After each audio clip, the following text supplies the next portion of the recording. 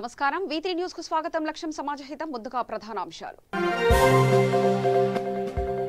చిత్తూరు జిల్లా అధికారులతో మంత్రి పెద్దిరెడ్డి సమీక్ష అభివృద్ధి పనుల పురోగతిపై చర్చ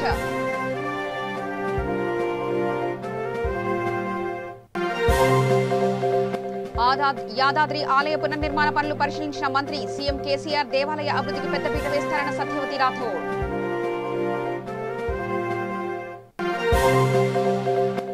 రాజమండ్రిలో ఎంపీ భరత్ పాదయాత్ర జగన్ పాలనలో ప్రజలు సంతోషంగా ఉన్నారన్న ఎంపీ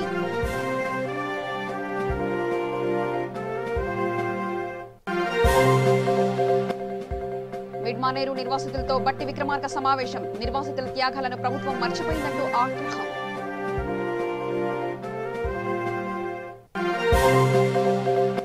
డబుల్ బెడ్రూమ్ ఇళ్లలో 10% స్థానికులకు కేటాయింపు హామీ ఇచ్చిన మంత్రి హరీష్ రావు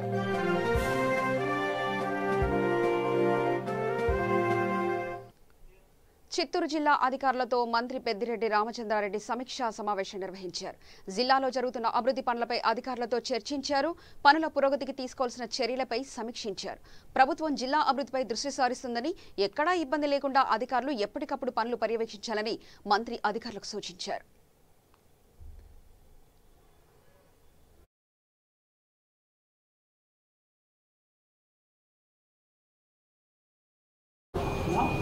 రైతు భరోసా కేంద్రాలు, వెల్నెస్ క్లినిక్లు, అదేవిధంగా bulk milk centres, collection centres, బిఎంసీలు ఇవన్నీ కూడా మార్చి 31 కల్లా కంప్లీట్ చేయాలని చెప్పి ఏదైతే వారు ఒక టార్గెట్ ఇచ్చారో మొత్తం రాష్ట్రానికి అంతా కూడా అన్ని జిల్లాల్లో కూడా, అదేవిధంగా మన జిల్లాలో కూడా ఏమైనా సమస్యలు ఉంటే వాటిని సార్ట్అవుట్ చేసి పరిష్కరించి తప్పకుండా మిగతా జిల్లాల కంటే కూడా ఎక్కువగా ఇక్కడ ప్రోగ్రెస్ తీసుకురావాలని చెప్పి అధికారులతో సమీక్షా సమావేశం చేయడం జరిగింది.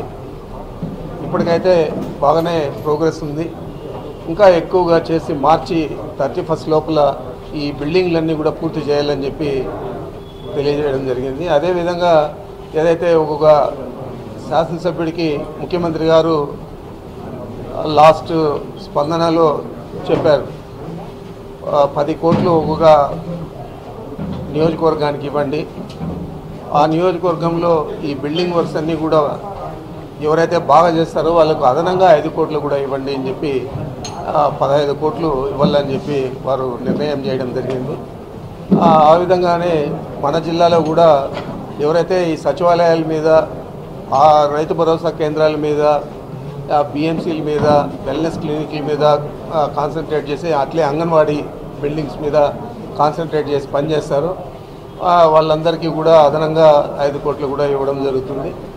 మరి ఇది తప్పనిసరిగా ఒక ముఖ్యమంత్రి గారు ఆయనకు చాలా ఇష్టమైన ఇవన్నీ కూడా ప్రోగ్రామ్స్ కాబట్టి ఈ బిల్డింగ్స్ అన్నీ కూడా మార్చి 31 లోపల పూర్తి చేయాలని చెప్పి ఇప్పటికే మన కలెక్టర్ గారి ఆధ్వర్యంలో బాగా ఈ ప్రోగ్రెస్ను డ్రైవ్ చేస్తూ ఉన్నారు. ఇంకా బాగా ప్రోగ్రెస్ తెచ్చి మార్చి 31 కల్లా కంప్లీట్ చేయాలని చెప్పి ఒక రివ్యూ సమావేశం జరిగింది. దీన్ని ప్రత్యేకించి చెప్పాలంటే ఇంకా కొన్ని మనకు ఇరిగేషన్లో కూడా ఈ మొరవలు అంటే వేర్, సర్ప్లస్ వేర్ కానీ, ఏదైనా స్లూయిస్ లీకేజీ ఎట్లుంటే వాటి రిపేర్లు కానీ కూడా దీంట్లో తీసుకోవాలని చెప్పి, ఎన్ఆర్ఈజెస్లో తీసుకోవాలని చెప్పి మెటీరియల్ కాంపోనెంట్లు నిర్ణయం చేయడం జరిగింది. తప్పకుండా ఇవన్నీ కూడా ఈ సంవత్సరం అధికంగా మన జిల్లాకు ఎంతైతే మెటీరియల్ కాంపోనెంట్ వస్తుందో 40% లేబర్ కాంపోనెంట్, 60%, 40% మెటీరియల్ కాంపోనెంట్ ఉంటుంది మామూలుగా ఎన్ఆర్ఈజెస్లో. ఈ 40% మెటీరియల్ కాంపోనెంట్ పూర్తి స్థాయిలో వినియోగించుకునే కాకుండా ఇంకా ఎక్కువగా వాడుకునేదానికి కూడా అవకాశం ఉంది కాబట్టి ఆ విధంగా తీసుకోవాలని చెప్పి ఈ సమీక్షా సమావేశంలో చెప్పడం జరిగింది.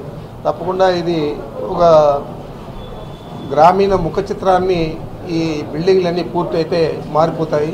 అక్కడే అన్ని సౌకర్యాలు కూడా వైద్యం కానీ లేదా పశు వైద్యం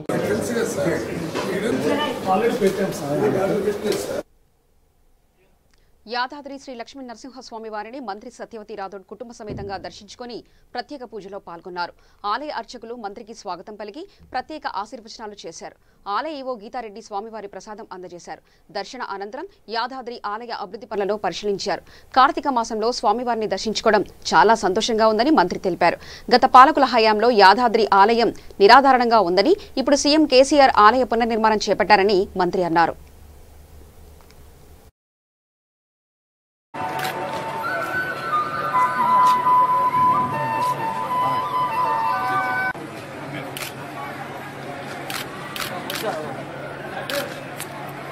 కొంచెం వెనకదారు అయ్యారు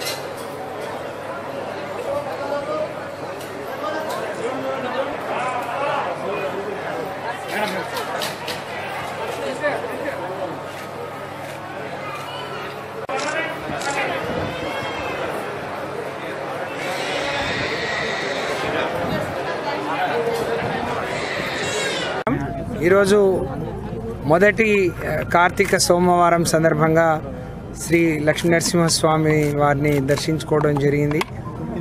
గౌరవ ముఖ్యమంత్రి గారి పేరు మీద అలాగే రాష్ట్ర ప్రజలందరూ చల్లగా ఉండాలని చెప్పి స్వామివారిని కోరుకున్నాను.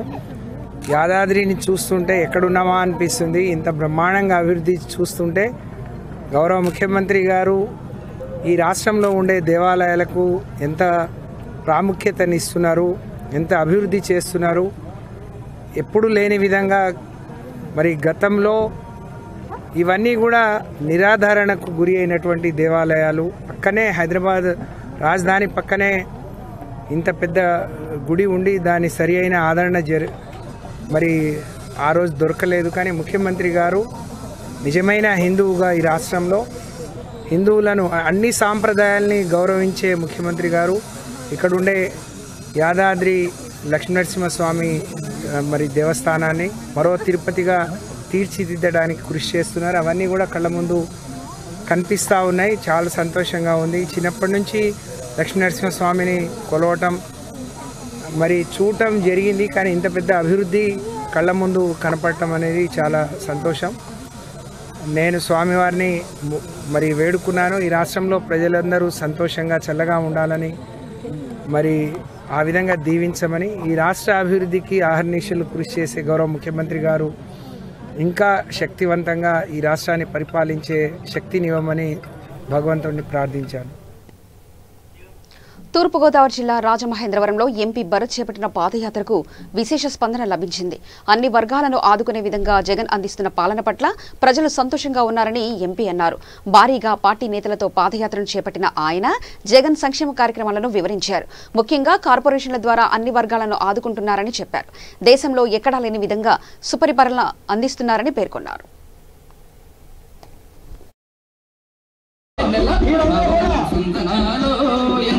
జగనన్నకు వందనాల చక్కగా ఆదరించే ఎన్నెలో ఎన్నెల చేనేత కార్మికులు ఎన్నెల భరతన్నకు వందనాలు ఎన్నెల యాదవ సోదరులను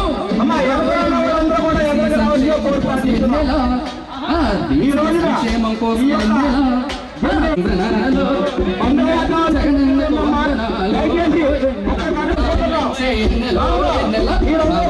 వందనాలు ఎన్నెల జగనన్నకు వందనాల చక్కగా ఆదరించే ఎన్నెలో ఎన్నెల చేనేత కార్మికులు ఎన్నెల భరతన్నకు వందనాలు ఎన్నెల వందనాలు ఎన్నెల అనాయి బ్రాహ్మణులను ఎన్నెలో ఎన్నెల యాదవ సోదరులను ఎన్నెల సంక్షేమం కోసం ఎన్నెల జగనన్నకు ఎన్నెలో ఎన్నెల జగనన్నకు వందనాలు ఎన్నెల చక్కగా ఆదరించే ఎన్నెలో ఎన్నెల చేనేత కార్మికులు ఎన్నెల భరతన్నకు వందనాలు ఎన్నెల జగనన్నకు వందనాలు ఎన్నెల అనాయి బ్రాహ్మణులను ఎన్నెలో వందనాలు ఎన్నెల జగనన్నకు వందనాలు. ధన్యవాదాలు. మీరు ఎంతో శ్రమ చేసుకుని ఎంతో దూరం నుంచి మీరు అందరూ రావడం కూడా నిజంగా చాలా చాలా ఆనందం కలిగిస్తుంది. మన జగనన్నకి సంఘీభావంగా మీరంతా కూడా ఇక్కడికి రావడం నిజంగా చాలా సంతోషం. హలో హలో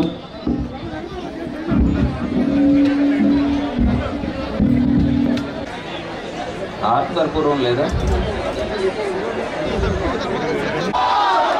జోహార్ వైఎస్ఆర్, జోహార్ వైఎస్ఆర్. ప్రతి పథకం కూడా రాష్ట్ర ప్రజలందరికీ కూడా అందుతున్నాయో ఇవన్నీ కూడా ప్రతి బడుగు బలహీన వర్గాలు అందరూ కూడా రాజ్యాధికారంలో మీరందరికీ కూడా శాలరీస్ కూడా ఇచ్చే కార్యక్రమం కూడా పెద్ద ఎత్తున చేపట్టడం కూడా జరిగిందని ఈ యొక్క సందర్భంగా తెలియపరుస్తూ ప్రజలందరికీ కూడా గుర్తు చేసే విధంగా బడుగు బలహీన వర్గాలు అని అంటే కేవలం మన ముఖ్యమంత్రి గారు మీరు ఇవన్నీ కూడా గుర్తు చేసుకునే విధంగా ఈ కార్యక్రమాన్ని కూడా ఏర్పాటు చేయడం జరిగిందని కూడా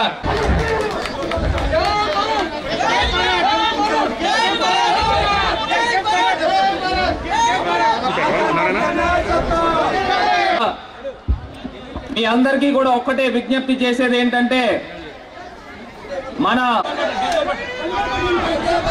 గోపాలపురం శాసనసభ సభ్యులు గౌరవ మాజీ శాసనసభ్యులు రావుతు సూర్యప్రకాశరావు గారికి మరి గజమాలతో సత్కరించవలసిందిగా మరి కోరుతా ఉన్నాం.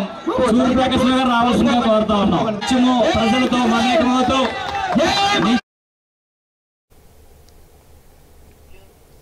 రైతులు నిర్వాసితులు సర్వం కోల్పోతే చూస్తూ ఆనందపడే దుర్మార్గ పాలనకు చరమగీతం పాడాలని కాంగ్రెస్ శాసనసభ పక్ష నేత బట్టి విక్రమార్క పిలుపునిచ్చారు. సిరిసిల్లాలో మిడ్మానేరు నీటి ఊటతో పంట నష్టపోయిన రైతులు వేములవాడ మండలం కొడుముంజలో మిడ్మానేరు నిర్వాసితులతో వేర్వేరుగా ముఖాముఖి నిర్వహించారు. ఈ సందర్భంగా తమ సమస్యలు చెప్పుకుంటూ నిర్వాసితులు కంటతడి పెట్టారు. అనంతరం బట్టి మాట్లాడుతూ మంత్రి కేటీఆర్ సొంత నియోజకవర్గంలో మిడ్మానేరు నీటి ఊట కారణంగా 400 ఎకరాల్లో 2 పంటలు మునిగిపోయి రైతులకు నష్టం జరిగినా పట్టించుకోకపోవడం బాధాకరమన్నారు. ముఖ్యమంత్రి కేసీఆర్ మాయమాటలు చెప్పి ఓట్లు దండుకుంటున్నారని దుయ్యబట్టారు. ప్రజల సమస్యలను గాలికి వదిలి దురదురంకారంతో రాష్ట్రాన్ని ఏలుతున్న ప్రభుత్వాన్ని పాతాళానికి తొక్కాలన్నారు. మధ్యమానేరు నిర్వాసితుల త్యాగాలు వెలకట్టలేనివని వారి సమస్యలను అసెంబ్లీ దృష్టికి తీసుకెళ్లి న్యాయం జరిగేలా చూస్తానని హామీ ఇచ్చారు. గౌరవ ముఖ్యమంత్రి గారు కుమారుడు యువరాజు ప్రాతినిధ్యం వహిస్తున్న ఈ నియోజకవర్గం ఇక్కడ మిడ్మానేర్ బ్యాక్ వాటర్ వస్తుంది. మీరు చూసినారు ఇక్కడ బ్రిడ్జ్ దాటేప్పుడు ఆ వాటర్ కూడా ఇక్కడ ఈ సిటీ పొలాలకు మధ్యలో ఒక కరకట్ట లాగా కట్టినారు. ఈ మధ్య కాలంలో ఆ వాటర్ స్టోరేజ్ అయిన తర్వాత కట్టినప్పుడు దాని నుంచి వచ్చేటువంటి ఊట ఒకవైపు ఉన్నటువంటి పొలాలకు, దాని తర్వాత ఈ మధ్య పడుతున్న వర్షాలన్నీ కూడా పట్టణంలో వచ్చే నీళ్లు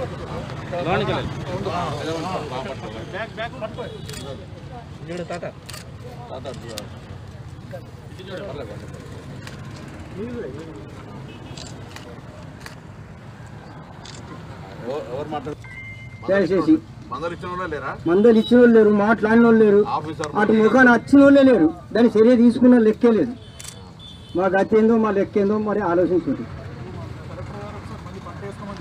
వేసుకోమని చెప్పారు, కలెక్టర్ గారు వేసుకోమని చెప్పారు. అన్ఎక్స్పెక్టెడ్గా మాకు దరిదాపు కోసే పరిస్థితికి వచ్చిన తర్వాత వాటర్ ఎస్ఆర్ఎస్పి కాలువ నుండి వాటర్ రిలీజ్ చేయడం జరిగింది. అనుకోకుండా మొత్తం పొలమంతా మునిగింది. అయినా మేము కలెక్టర్ గారికి, ఆర్డీఓ గారికి అందరికీ విన్నవించుకున్నాం. రాష్ట్ర కాంగ్రెస్ కమిటీ కార్యనిర్వాహక అధ్యక్షులు సోదరులు పొన్నం ప్రభాకర్ గారికి, జిల్లా కాంగ్రెస్ కమిటీ అధ్యక్షులు సోదరు సత్యనారాయణ గౌడ్ గారికి, పట్టణ కాంగ్రెస్ కమిటీ అధ్యక్షులు శ్రీనివాస్ గారికి, ఎస్సీసీఎల్ అధ్యక్షులు సోదరులు బాలరాజు గారికి, మిగతా కాంగ్రెస్ నాయకులకి, ముఖ్యంగా ఈ ముంపు గురై బాధపడుతున్నటువంటి రైతు మిత్రులందరికీ కూడా ముందుగా నా హృదయపూర్వకమైనటువంటి నమస్కారం. స్నేహితులారా, మిడ్మానేరు బ్యాక్ వాటర్కి సంబంధించి సిరిసిల్ల పట్టణంలో దానికి కావలసినటువంటి కరకట్ట కట్టినప్పటికి కూడా కరకట్ట నాణ్యత లోపం వల్ల బ్యాక్ వాటర్తో ఇక్కడ పంట వేసుకున్నటువంటి రైతులకు సంబంధించిన దాదాపు 400 ఎకరాలు ముంపు గురై 2 పంటలు నష్టపోవటం అనేది చాలా బాధాకరం. బ్యాక్ వాటర్తో పాటు సిరిసిల్ల పట్టణంలో ఉన్నటువంటి డ్రైనేజ్ వాటర్ కానీ లేకపోతే మిత్రుడు ప్రభాకర్ గారు చెప్పినటువంటి తామరకుంట చెరువు తెగి దాని ద్వారా వచ్చిన నీళ్లు కానీ ఇవన్నీ కూడా ఇది ప్రకృతి వైపరీత్యం కంటే కూడా మానవ తప్పిదాలు అంటే ప్రభుత్వం తప్పిదాల వల్ల కూడా ఈ నష్టం జరిగింది. కరకట్ట పటాన్చెరు నియోజకవర్గంలో నిర్మిస్తున్న 40,000 డబుల్ బెడ్రూమ్ ఇండ్లలో స్థానికులకు 10% కేటాయిస్తామని ఆర్థిక శాఖ మంత్రి హరీష్ రావు చెప్పారు. పటాన్చెరు రామచంద్రాపురం భారతీనగర్ డివిజన్లో టీఆర్ఎస్ వార్డ్ బూత్ కమిటీ ముఖ్య నాయకులు కార్యకర్తల సమావేశంలో ఆయన పాల్గొని కార్యకర్తలను ఉద్దేశించి ప్రసంగించారు. తెలంగాణ వచ్చిన తర్వాత కోతలు లేకుండా 24 గంటలు కరెంటు ఇస్తుండటంతో పరిశ్రమలు లాభాల బాట పడుతున్నాయని మంత్రి చెప్పారు. నియోజకవర్గ పరిధిలో 40,000 డబుల్ బెడ్రూమ్ ఇండ్లు సిద్దమయ్యాయని అందులో 10% ఈ 3 డివిజన్ల లబ్ధిదారులకు దక్కేలా చూస్తామని మంత్రి హరీష్ రావు హామీ ఇచ్చారు.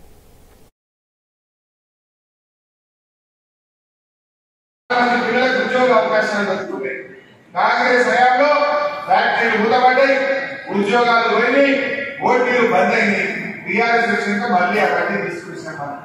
మరి దానికోసం వేయాలా? వాళ్ళు ఏం చేసిందని కాంగ్రెస్ పార్టీ కనీసం మార్కెట్ కూడా చేయలేదు. ఇవాళ ఆనాడు అధికారం ఉన్ననాడు చేసింది ఏం లేదు, ఇవాళ చేయగలిగేది కూడా కాంగ్రెస్ పార్టీలోని ఏమి కూడా లేదు. మా కుటుంబాన్ని ఏం చేస్తుంది? ఆనాడు నేను చెరువుల మంత్రిగా ఉంటే రామచంద్రాపురం పోయి ఆ రోజు బ్రహ్మాండంగా అక్కడ రాయసముద్రానికి 7 కోట్ల రూపాయలు శాంక్షన్ చేసినాం. మన సాటి చెరువుకు 10 కోట్ల రూపాయలు పటాన్ చెరువు సాటి చెరువుకు శాంక్షన్ చేసినాం. రాయసముద్రము సాటి చెరువు ఎట్లుంటే అంటే అప్పుడు మొత్తం సర్కారు తుమ్మతోని దాని మీది కూడా పోరాకపోతుంది. అసలు మనుషులే పోరాకపో అసాంఘిక కార్యక్రమాలకు అడ్డాగా మారిపోయింది. కబ్జాలు పెట్టి అటువంటి దాన్ని మా అక్క జిల్లాలు బతుకమ్మ పండుగ పోయేటట్టు, భద్రంపుర వాకింగ్ పోయేటట్టు సాకి చెరువు రాయసముద్రాన్ని 17 కోట్ల రూపాయలతో అభివృద్ధి చేసింది కూడా టీఆర్ఎస్ ప్రభుత్వమే. నేను ఇంకోటి అడుగుతున్న మా కార్యకర్తలు, మొన్న కరోనా వచ్చింది. కరోనా వచ్చి ప్రజలు కష్టాల్లో ఉంటే ఏ కాంగ్రెస్ నాయకుడు ఏ బీజేపీ నాయకుడు వచ్చిందమ్మా? భయపడ్డారు, ఇళ్లకే వెళ్ళలేదు. బట్ నేను వచ్చినా లేదా మీరే చెప్పాలి. ప్రతి గల్లీకి వచ్చిన ఎక్కడ కరోనా కేసు వస్తే అక్కడికి డాక్టర్లను తీసుకొని కలెక్టర్లు తీసుకొని ఎమ్మెల్యే గారు ఎంపీ గారు ఆ గల్లీకి వచ్చి కరోనా వచ్చిన ఇంటికి వెళ్ళి తలుపు తట్టి ధైర్యం చెప్పిన లేదా అని అడుగుతాము. దూరం పోలే, ఏ ఇంటికైతే కరోనా వచ్చిందో ఆ ఇంటి ముందుకు పోయి తలుపు తట్టి ధైర్యంగా ఉండండి, మేమున్నాం, మందులు ఇస్తున్నాం, డాక్టర్లు తీసుకొని పోయి ధైర్యాన్ని కల్పించిన ఇలా మా కార్యకర్తలు ఈ విషయం చెప్పాలి. ఎక్కడన్నా కాంగ్రెస్ లో బీజేపీలో కరోనా నిలబడ్డారు అంబేద్కర్. ఇలా ఓట్ల కోసం మాత్రం వస్తున్నారు. ఆ రోజు సాయి కాలనీలో కరోనా వస్తే నేను వచ్చినాను. పార్టీ మనం కరోనా వాళ్ళ కోసం ఒక వార్డు ఏర్పాటు చేస్తే ఇబ్బంది జరిగితే ఆ రోజు అక్కడికి కూడా వచ్చినాం. అమీన్పూర్ లో కూడా కరోనా కేసు వస్తే అమీన్పూర్ లోని సాయి కాలనీ కానీ ఆర్సీపురం కానీ మయూరి నగర్ కానీ ప్రతి దగ్గరికి వచ్చినాం. ప్రజలు కష్టాల్లో ఉంటే ప్రజల దగ్గరికి మనం పోయినాం, ధైర్యం ఇచ్చినాం, మందులు ఇచ్చినాం, డాక్టర్లను ఇచ్చినాం. కానీ బీజేపీ వాళ్ళు ఏమంటారు? కరోనాకు టీకా వస్తే బీహార్లో ఉచితంగా ఇస్తారు కదా, మన తెలంగాణ ఇయ్యరా? కరోనా ఒక బీహార్లో వచ్చిందా, తెలంగాణ రాలేదా? మొన్న ప్రధానమంత్రి గారు పోయి బీహార్లో ఎన్నికలు జరిగితే మేము బీహార్లో గెలిస్తే ఫ్రీగా టీకాలు వేస్తామన్నారు. మరి తెలంగాణ, మరి హైదరాబాద్ ఇంత రాజకీయం అంటే ఇంత దిగజారు రాజకీయాలకు ఇలా బీజేపీ నాయకులు పాల్పడుతున్నారు. బీజేపీ అంటే ఒకనాడు సిద్ధాంతం ఉండేది, ఇప్పుడు సిద్ధాంతం కాదు, చిల్లర రాద్ధాంతం. చాలా మంది ఆదివాసీ ప్రాంతాల అభివృద్ధికి తెరాస ప్రభుత్వం కృషి చేస్తుందని ఎమ్మెల్యే జోగురామన్న తెలిపారు. ఆదిలాబాద్ జిల్లాలోని పలు ఆదివాసీ ప్రాంతాల్లో ఎమ్మెల్యే పర్యటించారు. చించుగట్లో జరుగుతున్న దండారి ఉత్సవాల్లో పాల్గొన్నారు. పలు ప్రాంతాల్లో పర్యటించిన ఎమ్మెల్యే ప్రభుత్వ సంక్షేమ పథకాల అమలు, ఇతర సమస్యలపై ఆరా తీశారు. ఆదివాసుల అభివృద్ధికి తెరాస ప్రభుత్వం చేపట్టిన కార్యక్రమాలను వివరించారు. రాష్ట్ర ప్రభుత్వం ఎన్నో అభివృద్ధి పనులు అమలు చేసిందని, దీనిని జీర్ణించుకోలేని ప్రతిపక్షాలు రాష్ట్ర ప్రభుత్వంపై దుష్ప్రచారం చేస్తూ తప్పుదోవ పట్టిస్తున్నారని ఆయన విమర్శించారు.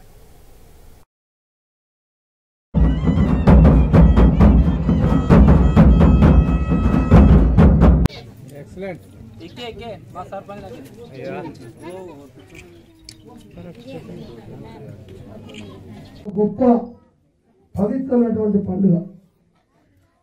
మరి ఈ పవిత్రమైనటువంటి పండుగను ఈరోజు రాష్ట్ర ప్రభుత్వం కూడా మన ముఖ్యమంత్రి కేసీఆర్ గారు మరి ఒక కుమ్రం భీం వారు ఏ విధంగా ఆదివాసుల కొరకు ఏమేం కావాలని చెప్పి వారి ఆశయాలు ఏముండే, వారు ఎందుకొరకు మన కొరకు ప్రాణాలు నిరంకుశ పాలనకు వ్యతిరేకంగా అటు నిజాం సర్కార్ బ్రిటిష్ రాజ్యాన్ని ఎదిరించినటువంటి మహావీరుడు, గొప్ప వ్యక్తి, జైల్ జంగల్ జమీన్ కొరకు పోరాటం చేసినటువంటి కుమ్రం భీం గారి యొక్క వారసులం మనమందరం. మరిటువంటి వారసులందరం ఈ పండుగ జరుపుకుంటున్నాం కాబట్టి ఆ చరిత్ర తెలిసిన వ్యక్తిగా ఆదివాసుల యొక్క ఆచారాలు, పండుగలు, ఆదివాసుల యొక్క నాయకుడు కుమ్రం భీం గారు ఏ రకమైనటువంటి వ్యక్తి అని చెప్పి గుర్తించి ఇవాళ తెలంగాణ రాష్ట్రం వచ్చిన తర్వాత ముఖ్యమంత్రి కేసీఆర్ గారు అయిన తర్వాతనే ఈ ఆదివాసుల యొక్క పండుగను గుర్తించి దండారీలకు కూడా 10,000 రూపాయల చొప్పున ఏదో కానుకగా ఒక ఇంకా ఈ ఉత్సవాలు ఎప్పటికీ కొనసాగాలని చెప్పి ఉత్తేజాన్ని ఇస్తూ ఈ కళాకారులకు ప్రోత్సాహాన్ని అందించినటువంటి ఘనత మన ముఖ్యమంత్రి కేసీఆర్ గారు చెప్పి సందర్భంగా మాన్సూన్ ట్రస్ట్ సింహాచల దేవస్థాన చైర్పర్సన్ గా వ్యవహరిస్తున్న పూసపాటి రాజవంశికురాలు సంచయిత గజపతికి ఏపీ సర్కార్ కీలక బాధ్యతలు అప్పగించింది. తూర్పుగోదావరి జిల్లాలోని 104 ఆలయాలకు ఆమె చైర్పర్సన్ గా నియమించింది. ఈ మేరకు దేవాదాయ శాఖ డిప్యూటీ కమిషనర్ ఉత్తర్వులు జారీ చేశారు. గతంలో సంచయిత తండ్రి ఆనంద గజపతిరాజు కూడా ఇదే విధంగా సింహాచల దేవస్థానంతో పాటు జిల్లాలోని 104 ఆలయాలకు చైర్మన్ గా వ్యవహరించారు. ఆనంద గజపతి వారసురాలుగా సంచయితకు అదే రీతిలో ఇతర ఆలయాల బాధ్యతలను అప్పగించాలని ఏపీ సర్కార్ గత నెల 27న దేవాదాయ శాఖకు లేఖ రాసింది. ఈ క్రమంలో దేవాదాయ శాఖ డిప్యూటీ కమిషనర్ కార్యాలయం నుంచి సంచయిత నియామక ఉత్తర్వులు జారీ అయ్యాయి.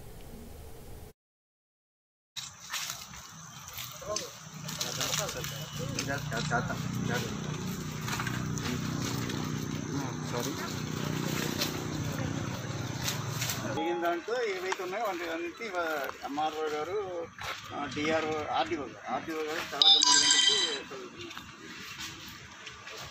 నాకు సరంగా అయితే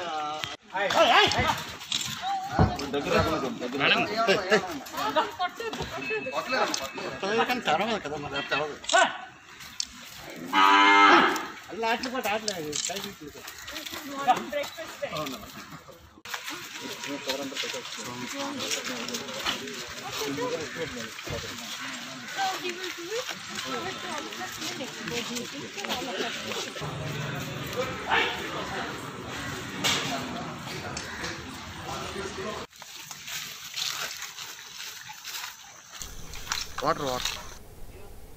ముషీరాబాద్ డివిజన్ పార్సిగుట్ట చౌరస్తాలో తెరాస సీనియర్ నాయకుడు సోమసుందరం ఆధ్వర్యంలో సీఎం కేసీఆర్ చిత్రపటానికి పాలాభిషేకం చేశారు. పారిశుద్ధ కార్మికులకు వేతనాల నేపథ్యంలో సీఎంకి ధన్యవాదాలు తెలిపారు. ఈ కార్యక్రమంలో ముషీరాబాద్ శాసనసభ్యులు ముఠా గోపాల్, యువ నాయకులు ముఠా జయసింహ పాల్గొని సీఎం చిత్రపటానికి క్షీరాభిషేకం చేశారు.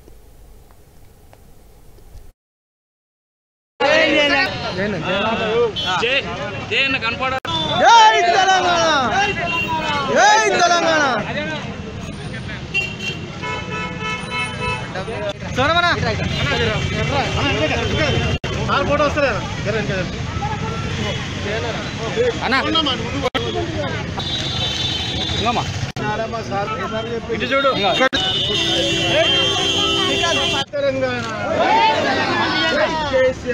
కేసీఆర్ బొమ్మ మంచిగా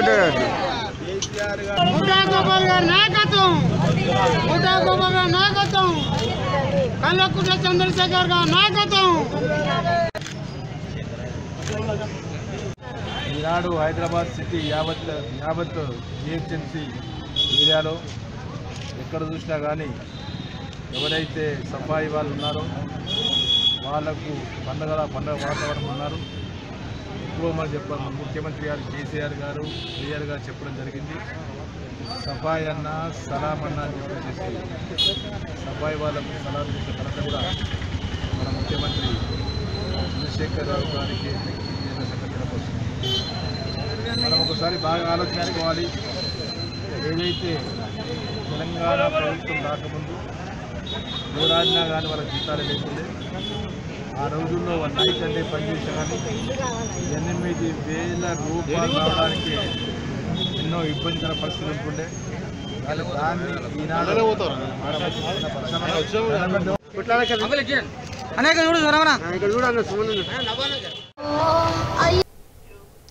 వనపర్తి జిల్లా ఆత్మకూరు మండలం మూలమల్ల గ్రామం ఆరేపల్లి గ్రామంలో రైతు వేదిక భవనాలు వరిధాన్యం కొనుగోలు కేంద్రాలను ఎమ్మెల్యే చిట్టం రామ్మోహన్ రెడ్డి ప్రారంభించారు. ఈ కార్యక్రమంలో MPP Bangaru Srinivasulu, Atmakur market yard chairman Lalitha Reddy, vice MPP Kotesh, municipal chairman Gayatri తదితరులు పాల్గొన్నారు.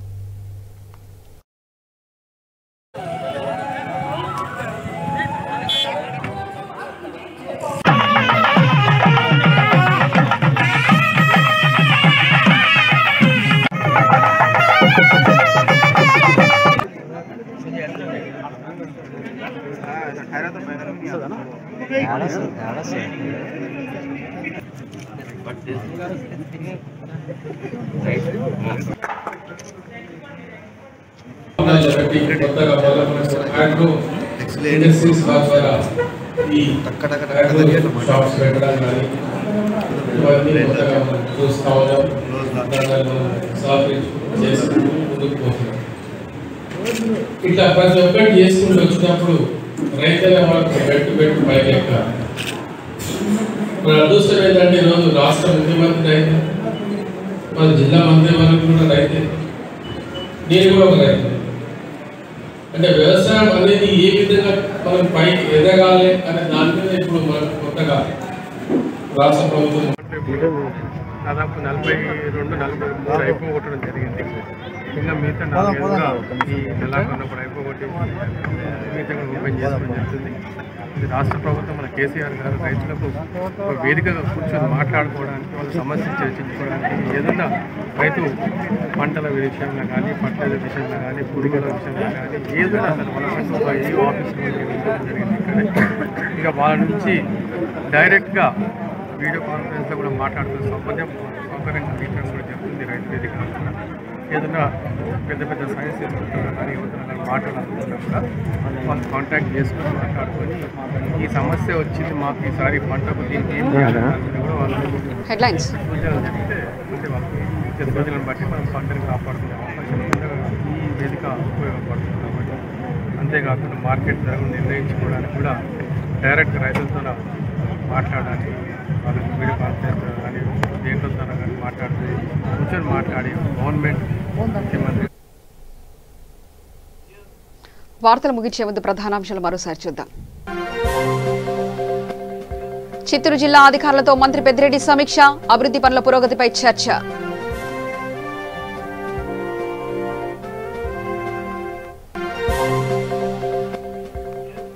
యాదాద్రి ఆలయ పునర్నిర్మాణ పనులు పరిశీలించిన మంత్రి, సీఎం కేసీఆర్ దేవాలయ అభివృద్ధికి పెద్దపీట వేస్తారన్న సత్యవతి రాథోడ్.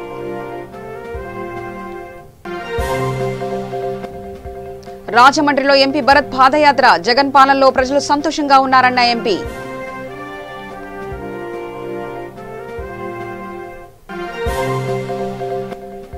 మిడ్మానేరు నిర్వాసితులతో బట్టి విక్రమార్క సమావేశం, నిర్వాసితుల త్యాగాలను ప్రభుత్వం మర్చిపోయిందంటూ ఆగ్రహం.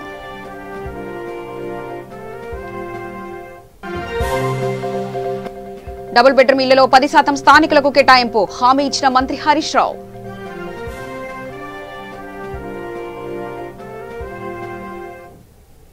సమగ్ర సమాచార స్రవంతికై చూస్తూనే ఉండండి V3 న్యూస్ లక్ష్యం సమాజహితం.